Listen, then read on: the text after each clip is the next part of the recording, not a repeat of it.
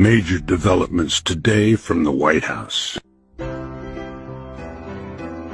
Former President Donald Trump is expected to make a decision within the next 2 weeks on whether the U.S. will formally step into the escalating conflict between Israel and Iran.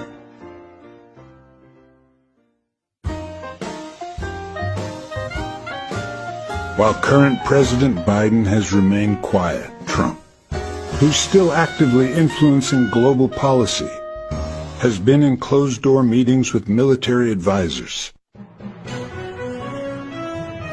The White House confirmed today that discussions are focused on how best to support Israel while avoiding a full-scale global conflict. Meanwhile, the war on the ground continues to intensify.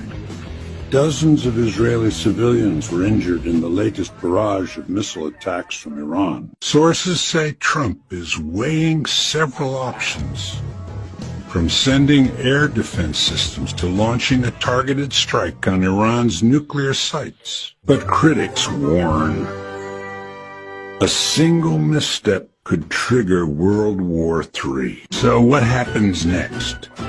We may know within 14 days. Stay tuned and subscribe for live updates as this story develops. Hit the bell icon to stay informed.